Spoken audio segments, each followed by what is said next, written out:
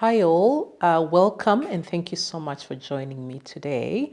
I will be talking today about pathways of becoming a general practitioner in Australia, and this is something that I have gone through being a general practitioner. So it's an area that I'm quite conversant with, and I will answer a lot of the questions that you've sent in my inbox about general practice.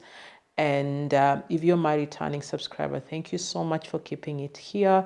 Thank you so much for engaging and interacting with me, and for just, telling me that you definitely need this information. So that's why I'm doing it actually.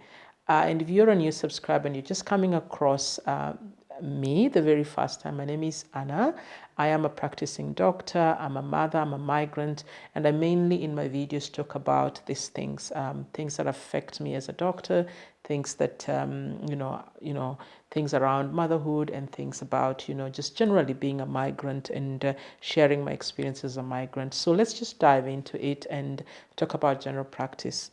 And just to clear the air, general practice by definition in Australia is essentially being able to practice in general practice, and it would be in a comprehensive general practice clinic, and being able to provide the much needed primary health care before the patient can, get into hospital setup. So it's not for you to be a general practitioner in Australia, you need to, go through formal training to become a general practitioner. Okay, so there are a couple of ways in which you can become a general practitioner in Australia.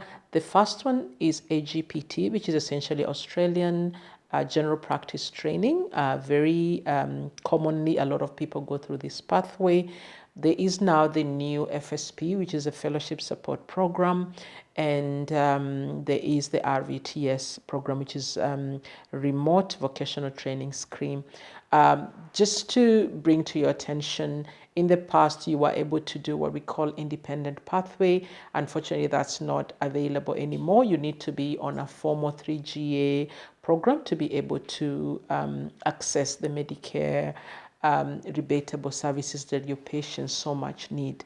So today I'll be talking about the AGPT program, which is the Australian General Practice Training Program. It is a program that a lot of people go through. It is divided into sort of two. There's the general pathway and there's the rural pathway. Where the general pathway, a lot of the IMGs, which is what I am, would tend to do the rural pathway.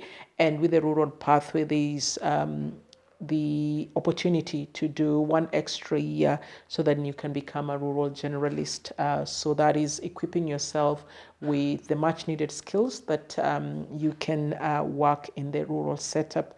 But by and large, whatever program that you are on as a fellow of the RACGP, you're able to work anywhere. You can work in metro, you can work in rural, but there's always that thing of being on the moratorium. If you are still on the moratorium, which is essentially 10 years from the first time that you were registered, if you're within that time, you may not be able to access Medicare rebates if you work in the very sort of town setup. So you probably need to be on MM2 to 7, MM2 and above, or you probably, once you fellow, you can either work in a district or priority area, unless obviously during your training you have exemption 19AB.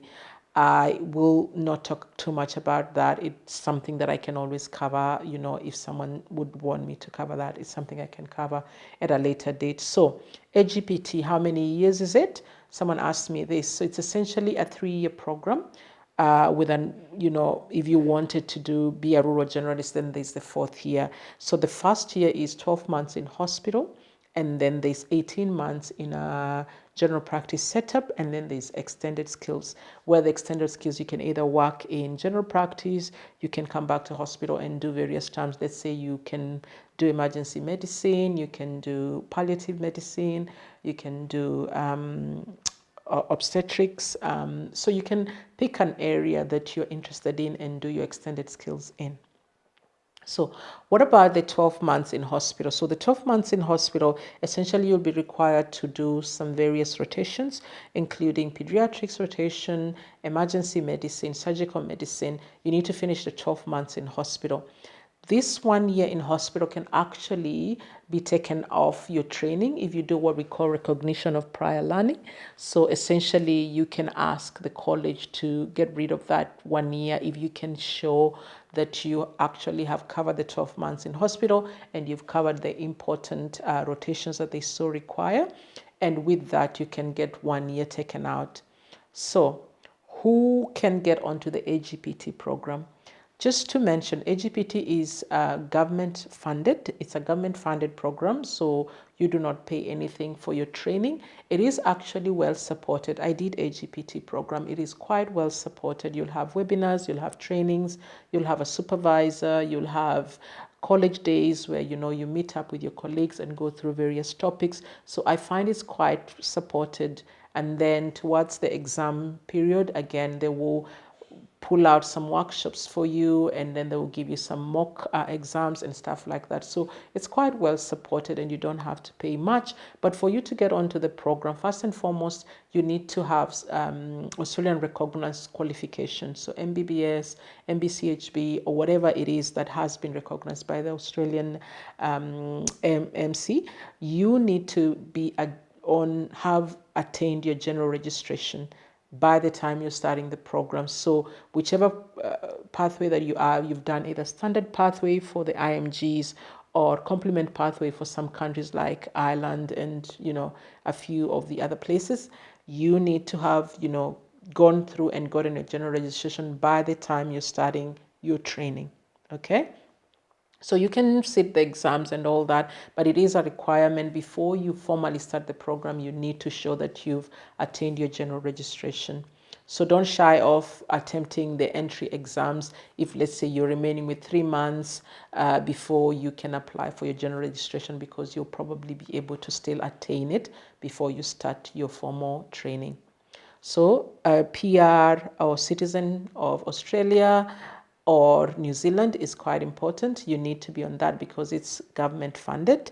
And then the other thing is you shouldn't be on another training program at the same time. So those are the requirements for you to join AGPT. So if you're an IMG and you haven't yet attained your permanent residency, unfortunately, you will not be eligible for AGPT. You could potentially be on a FSP program. Okay. So how do you proceed? So you've ticked the boxes, you've ticked the right boxes, you've gotten your general registration. The next thing that you need to look out for is the timings. It's very important to understand the times because there are 2 entries. There's a January, Feb, and there's a July entry. The dates you can check them on the RACGP website.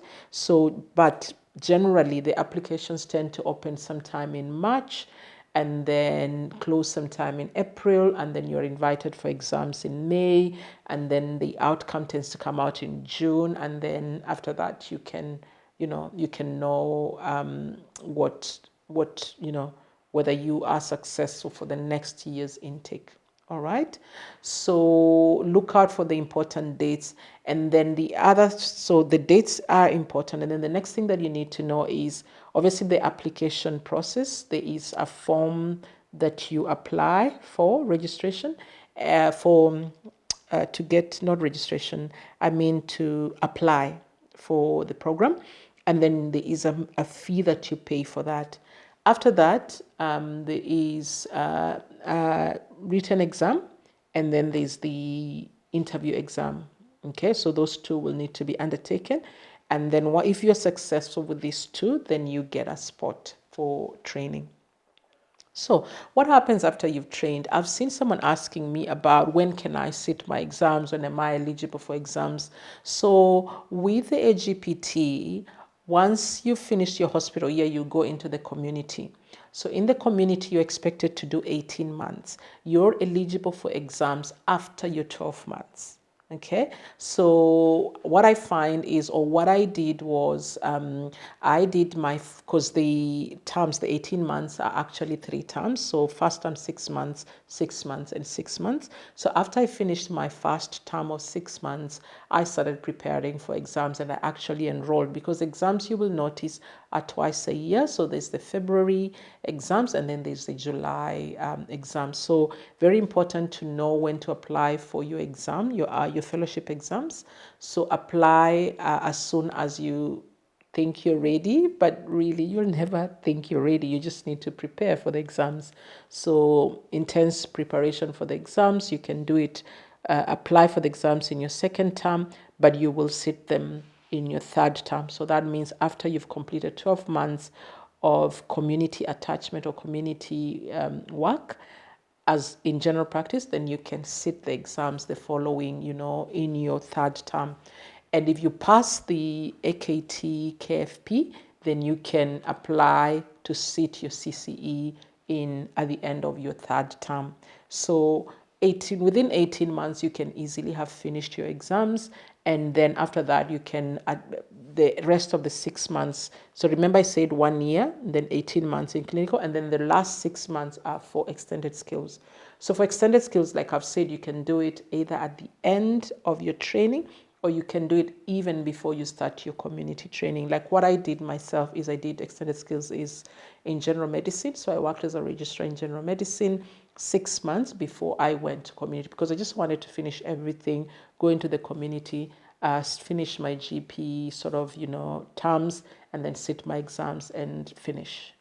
And that's what I did. So in a nutshell, that's what it is about AGPT, entry process onto the program, and then exam processes, and then you finish. And once you finish your training time, then you can apply to the college for you to be accepted onto as a fellow of the college. And towards the end of your training, there will be a few things that will be done, like exit interview, and sitting down with your supervisor, and then obviously have your BLS and have your ALS. And, there's some requirements that you will need to achieve before you can formally become a fellow of the college. And obviously then, and then after that, you'll definitely be able to work as a GP. Whatever it is that you want, either rural or whether urban, but by the end of the day, obviously, depending on where you are with your moratorium. So in a nutshell, that's what a GPT program is. It's quite, I can't really, I just want to mention that I felt quite supported as a candidate on that program. And I was able to finish my exams and everything within the stipulated time. So it's something that you can definitely do. Go forth, do it quickly, and finish and get your fellowship. So that's it. Unfortunately, I'm not able to cover the rest of the pathways on this video. Look out for other videos on that. And I wish you the very best in your journey to becoming a general practitioner in Australia. It is a good, I think it's a good fellowship to have, because it just opens up many other avenues for you to work. You don't necessarily have to stay in general practice. You can work in general practice. You can also work in very, very many other places with your fellowship. So go ahead and apply. That's all you need to do. Thank you.